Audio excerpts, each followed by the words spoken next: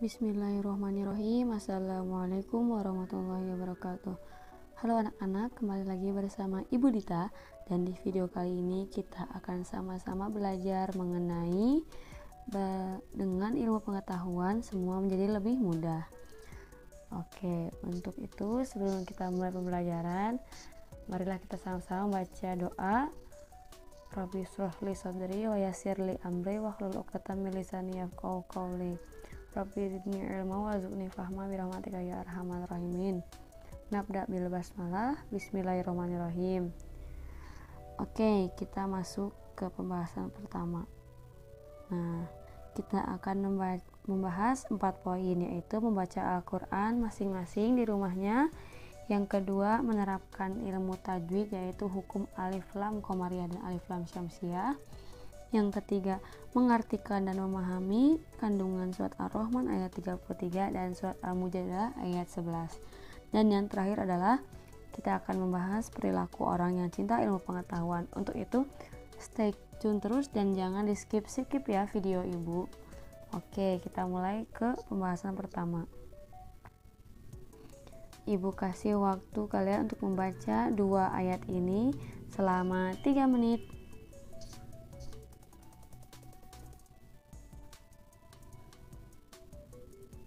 Nah, jika kalian sudah selesai membacanya, kita next ke pembahasan berikutnya. Yuk kita belajar tajwid. Nah, kita akan membahas tentang alif lam qamariyah atau al qamariyah dan alif lam syamsiyah atau al syamsiyah. Pertama-tama, tahukah kamu siapakah yang punya ilmu itu? Ya, pasti yang memiliki ilmu dari segala ilmu adalah Allah Subhanahu wa taala. Karena kita telah mempelajari di bab pertama, yaitu Allah Maha Mengetahui atau Al-Alim. Ya, ilmu Allah SWT sangat luas, tanpa batas. Ada yang diberikan kepada kita dan ada yang ada yang diberikan kepada kita dan sudah tertulis, dan ada juga yang tidak tertulis. Yang tertulis itu adalah kitabullah atau Al-Quran, dan yang tidak tertulis adalah alam semesta dan isinya yang disebut dengan ayat-ayat kauniyah. Nah, selain kita belajar tentang alam semesta, kita juga wajib mempelajari ilmu Allah Subhanahu wa taala, yaitu Al-Quran. Untuk itu, kita akan membahas salah satunya adalah ilmu tajwid. Ilmu tajwid adalah ilmu yang membahas tentang tata cara membaca Al-Quran yang baik dan benar. Nah, kita mulai dari Al-Syamsiyah dulu ya. Al-Syamsiyah itu berasal dari kata asyamsu yang artinya matahari. Nah, cara membacanya itu adalah dilebur. Pengertiannya adalah apabila ada alif lam bertemu dengan huruf yang 14, yaitu to, sa, so, ro, ta, za, za, sana, dasya, bo, la ya. Nah, itu contohnya. Bismillahirrahmanirrahim. Yaumiddin. Nah, di sini alif lamnya tidak dibaca jelas ya, atau dileburkan. Nah, kalau dileburkan berarti tidak dibaca. Kita langsung membacanya ke huruf selanjutnya, yaitu di situ ada huruf dal. Begitupun contoh yang selanjutnya, yaitu ilahin nas. Nah, alif lamnya tidak dibaca, kita langsung membacanya ke huruf na atau huruf nun. Sedangkan berkebalikan dengan al-qamariyah. Al-qamariyah itu berasal dari kata qamar yang artinya bulan. Nah, dibacanya gimana alif lamnya? Dibacanya adalah jelas. Nah, huruf-hurufnya ada 14 juga, yaitu alif, ba, ro, ha, ja, ka, wa, kho, fa, a, ko, ya, mim, ha, atau kita singkat menjadi abaghi hajjaka wa khof akimah. Hafalkan ya supaya tidak tertukar huruf antara al-qamariyah dan al-syamsiyah. Nah, contohnya di sini Rabbil alamin. Nah, di sini alif lamnya terbaca jelas ya, Rabbil bil. Nah, tidak Rabbil, bukan tidak Rabbi alamin, salah itu ya cara membacanya, tapi yang benar adalah Rabbil alamin. Alif lamnya harus terbaca dengan jelas. Dan contoh kedua adalah fil ardi. Nah, di situ fil ardi alif lamnya juga terbaca jelas. Fahimtum? Ayo, apakah kalian sudah paham? Jika sudah paham, yuk kita maju ke slide berikutnya. Nah, kita akan mengartikan dan memahami surat Ar-Rahman ayat 33. Ya, kita bedah satu-satu ya katanya. Yang pertama adalah ya ma'syaro, yang berarti wahai golongan al-jinni wal insi, jin dan manusia, ini stata'tum, jika kalian sanggup, antafudu, untuk menembus, min aqtari, dari sebagian penjuru, as-samawati wal ardi, langit dan bumi, fangfudu, maka tembuslah, la tangfuduna, kalian tidak akan menembusnya, illa bisultanin, kecuali dengan kekuasaan Allah SWT. Dan artinya adalah wahai golongan jin dan manusia, jika kamu sanggup menembus atau melintasi penjuru langit dan bumi, maka tembuslah, kamu tidak akan mampu menembusnya kecuali dengan kekuatan dari Allah. Nah, lalu selanjutnya kita akan membahas tentang TMI atau Too Much Information yang berada dalam surat Ar-Rahman ayat 33. Nah, yang pertama-tama kita surat ini, khususnya surat Ar-Rahman ayat 33 ini sangat cocok untuk kita pelajari karena ayat ini menjelaskan pentingnya ilmu pengetahuan bagi kehidupan sehari-hari kita ya sebagai manusia. Dan dengan ilmu pengetahuan kita dapat mengetahui benda-benda di langit, mengetahui ilmu pengetahuan, mengetahui angkasa raya, mengetahui hal-hal yang belum kita ketahui sebelumnya ya. Nah, manusia diberi potensi oleh Allah SWT berupa akal. Nah, akal ini harus kita manfaatkan sebaik mungkin karena makhluk yang Allah berikan akalnya itu adalah manusia, sedangkan hewan tidak diberi akal. Nah, itulah yang membedakan antara manusia dan hewan ya. Jadi kita sebagai manusia jangan mau sama dengan hewan, yaitu kita harus selalu memanfaatkan akal kita dan kita harus selalu mempelajari ilmu-ilmu Allah ya. Nah, yang pertama-tama ada hadis tentang kewajiban menuntut ilmu, yaitu thalabul ilmi fardhatun ala kulli muslimin, yang artinya menuntut ilmu adalah kewajiban setiap orang Islam, maupun dia itu berusia muda, berusia tua, dari golongan orang yang berkecukupan, dari golongan orang yang kurang berkecukupan, atau dari golongan manusia yang atau masyarakat yang bukan dari background pendidikan orang tuanya tidak tinggi. Itu semuanya harus menuntut ilmu. Mengapa? Karena ilmu itu sangat penting. Jika kita tidak mengetahui ilmu, maka hidup kita pun tidak akan terarah. Seperti itu ya. Yang kedua, pentingnya menuntut ilmu menurut Imam Syafi'i, yang berbunyi, man arada dunya fa'alaihi bil ilmi wa man arada al-akhirah fa'alaihi bil ilmi. Barang siapa yang menghendaki dunia, maka harus dengan ilmu, dan barang siapa yang menghendaki akhirat, maka harus dengan ilmu. Nah, dan yang terakhir adalah strategi dan cara menuntut ilmu ala Imam Syafi'i ya. Yaitu ada 6 poin di sini. Yang pertama, akhi lantana ilma illa bisitatin 6 ya.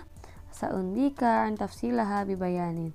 Zakaun wa khirsun wa ijtihadun wa bulughatun wa suhbatu ustadin wa tul zamani. Nah, saudaraku, engkau tidak akan mendapatkan ilmu kecuali memenuhi 6 syarat, yaitu kecerdasan, kemauan yang kuat, kesungguhan, perbekalan yang cukup, kedekatan dengan guru, dan waktu yang lama. Nah, maksudnya di sini adalah yang kata-katanya agak susah ditangkap oleh kalian ya. Perbekalan yang cukup. Nah, di sini perbekalan bukan hanya masalah finansial aja ya. Maksudnya kita mungkin kita pasti kalau mau melanjutkan sekolah ke SMP, SMA, kuliah, kita membutuhkan biaya ya. Tapi selain biaya, kita harus juga mempersiapkan mental kita, karena menuntut ilmu itu bukan suatu hal yang mudah. Pasti banyak rintangan, halangannya. Pasti rintangannya males, mager, dan lain sebagainya. Nah itu tuh kita harus menguatkan diri kita, mental kita, supaya menjauhi bisikan setan untuk mager, males, bosen, dan lain sebagainya ya. Apalagi walaupun PJJ belajar kali ini sistemnya online, belum bertatap muka, tapi jangan membuat kalian patah semangat untuk belajar, karena menuntut ilmu itu wajib bagi seluruh umat Islam ya. Selanjutnya, yang kata-kata yang kalian belum paham juga, waktu yang lama. Nah di sini waktu yang lama nih apa nih Bu? Aku kok belum paham ya. Nah waktu yang lama di sini adalah menuntut ilmu itu bukan memerlukan waktu yang sedikit, tapi menuntut ilmu memerlukan waktu yang panjang. Jadi maksudnya di sini panjang itu tidak cukup untuk membaca atau mengkaji sesuatu satu kali saja. Nah, diibaratkan kamu sekarang sudah SMP, nanti setelah lulus SMP kamu juga SMA. Nah, tidak cukup sampai SMA, kalian juga harus melanjutkan kepada perguruan tinggi. Nah, sampai S1, jika kalian masih merasa kurang, maka kalian bisa melanjutkan sampai S3 seperti itu ya. Karena namanya mencari ilmu juga itu termasuk ibadah loh. Jangan salah. Jadi jangan sampai kalian berhenti sampai di sini aja. Ayo kita lanjutkan pendidikan kita sampai jenjang yang paling tinggi. Seperti itu ya. Selanjutnya kita akan mengartikan dan memahami surat Al-Mujadalah ayat 11. Kita akan bahas satu persatu ya, dari kosakata atau mufrodatnya. Yang pertama, ya ayyuhallazina amanu, hai orang-orang yang beriman, tafassahu, berlapang-lapanglah kalian, fil majalisi, dalam majelis, intasyuru, berdirilah kalian, yarfa'illahu, Allah subhanahu wa ta'ala mengangkat, darajat, beberapa derajat, bima ta'maluna, dengan apa yang kamu kerjakan, khabir, Allah subhanahu wa ta'ala maha teliti. Dan terjemahan ayatnya adalah, wahai orang-orang yang beriman, apabila dikatakan kepadamu, berikanlah kelapangan di dalam majelis-majelis, berdirilah kamu, maka niscaya Allah akan mengangkat derajat orang-orang yang beriman di antaramu, dan orang-orang yang diberi ilmu beberapa derajat. Dan Allah maha teliti apa yang kamu kerjakan. Dan Allah maha teliti atas apa yang kamu kerjakan. Seperti itu ya. Selanjutnya, kita akan membahas di MI mengenai surat Al-Mujadalah ayat 11. Pertama-tama, orang yang beriman dan berilmu akan dihormati oleh orang lain. Lihat saja orang-orang yang berilmu seperti para ilmuwan atau ustadz, kiai, ajengan, guru-guru yang memiliki ilmu pasti disegani atau dihormati oleh orang lain. Selain itu juga Allah sangat menyukai orang-orang yang berilmu dan beriman ya. Jadi jadikanlah ini sebagai motivasi supaya kita juga beriman dan berilmu. Selanjutnya yang kedua, orang yang beriman dan berilmu akan diberi kepercayaan untuk mengendalikan atau mengelola apa saja. Jadi misalkan orang tidak akan ragu lagi untuk mempercayakan sesuatu kepada kita. Tolonglah kerjakan ini, dan mereka mah tidak akan ragu lagi kepada kita. Jadi akan percaya 100% kalau kita memiliki keimanan dan berilmu ya. Selanjutnya, kita harus memberikan kesempatan orang lain untuk sama-sama mendapatkan ilmu dalam satu majelis. Tidak boleh pelit. Maksudnya di sini, misalkan kalian lagi pembelajaran di kelas. Kalian karena ingin mendapatkan ilmu yang lebih terus dari guru, kalian duduk di depan terus, tapi tidak mengizinkan atau memberi peluang teman-teman yang lain untuk duduk di meja terdepan juga. Nah, itu salah ya, tidak boleh. Jadi kalian juga harus memberikan kesempatan kepada teman-teman kalian untuk duduk di depan supaya mendengarkan penjelasan dari bu guru atau pak guru lebih jelas lagi. Dan yang terakhir, yang paling penting, orang yang beriman tapi tidak berilmu itu adalah orang yang lemah. Nah, di sini penting, keimanan dan keilmuan itu dua hal yang tidak bisa dipisahkan atau harus selalu disatukan. Kenapa? Karena kita kalau beriman saja tapi tidak memiliki ilmu, maka orang-orang lain yang orang-orang yang akan menjatuhkan agama kita kesenangan. Mereka itu sangat mudah menjatuhkan agama kita untuk melemahkan kita, dan supaya kita tidak menjadi kuat gitu ya. Kalau misalkan kita berilmu kan, kalau ada umat lain atau orang lain yang ingin menghancurkan umat kita, kita bisa mematahkan serangan mereka dengan keilmuan kita ya. Selanjutnya, orang yang berilmu tapi tidak beriman itu adalah tersesat. Kenapa? Banyak orang yang berilmu tapi dia tidak beriman. Lama-lama dia jadi stres atau gila ya. Nah, maka dia akan tersesat di jalan yang sesat seperti itu. Jadi keilmuan dan keimanan itu sangatlah penting dan tidak bisa dipisahkan. Selanjutnya kita akan masuk perilaku menghayati Quran surat Ar-Rahman ayat 33. Yang pertama, senang membaca buku. Di sini siapa yang senang membaca buku? Ayo. Nah, membaca buku ini adalah merupakan bukti mencintai ilmu pengetahuan.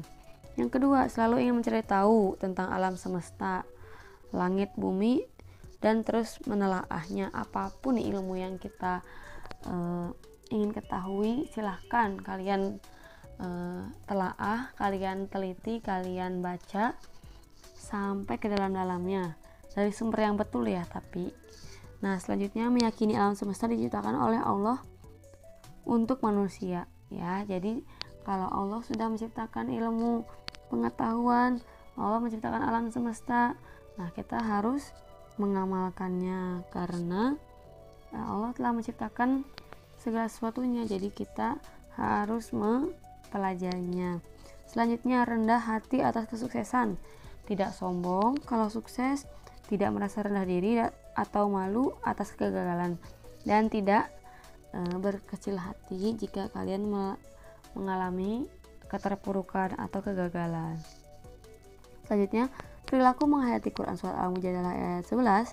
Yang pertama, memiliki rasa ingin tahu yang tinggi. Jadi segala sesuatu itu dipenasarin dan ditelaah dengan cara yang bagus, dan selalu berusaha mendapat pengetahuan baru. Yang kedua, bersikap sopan saat belajar dan menghormati, menghargai dan menghargai guru yang berbicara di depan, seperti itu ya. Yang ketiga, senang mendatangi guru untuk meminta penjelasan tentang suatu ilmu. Jadi banyak-banyaklah bertanya karena malu bertanya sesat di jalan. Dan yang terakhir, menyeimbangkan ilmu yang dimiliki dengan keyakinan terhadap Allah. Jadi yang tadi itu ya, keimanan dengan keilmuan itu harus seimbang supaya kehidupan kita juga berjalan lebih lancar, lebih barokah ya. Seperti itu ya nak ya. Nah, mungkin cukup sekian pembahasan materi dari Ibu hari ini. Semoga ilmu yang Ibu berikan kepada kalian bermanfaat, dan apabila ada kesalahan kata mohon dimaafkan, dimaklumi.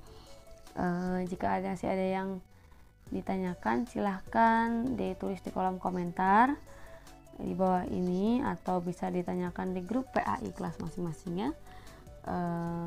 Nah, tatim darsunal yaum bikiratil hamdalah alhamdulillahirabbil alamin. Wassalamualaikum warahmatullahi wabarakatuh.